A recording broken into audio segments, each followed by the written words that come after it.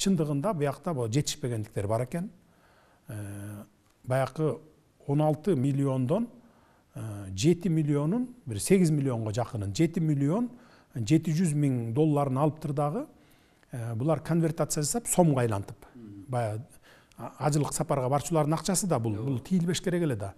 Анан ошону 8 миллионго жакынын конвертация кылып сомго, башка банктарга баягы киреше алуу максатында процентке салышкан экен.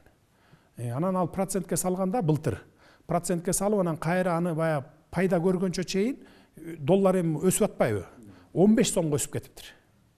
Пайда көргөндөн көрмөк түгүл чыгым тартып калып атат булар. Чыгымы эле 700 миң доллардын тегереги болуп кетип атат мына. Чыгымы.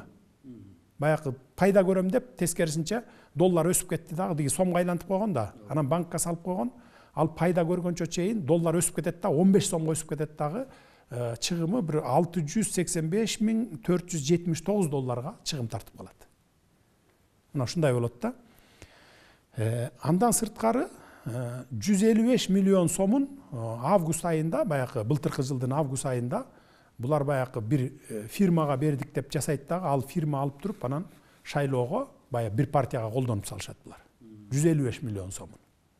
Эми бул ажыга барчу, ажыгылык сапарга барчу адамдардын акчасы да аны бербеш керек эле. Орток акча да. Анан эми ал аз бүгүнкү күндө дагы толук кайтарылбай турат да.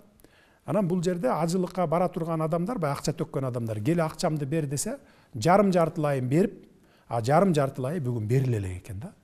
Мына ошонун кесепетинен баягы тияка бияка чачыратып кеткен акчаларды кайра кайтара албай, бүгүн ошондон мына жаңжал чыгып атат да бири-бири менен.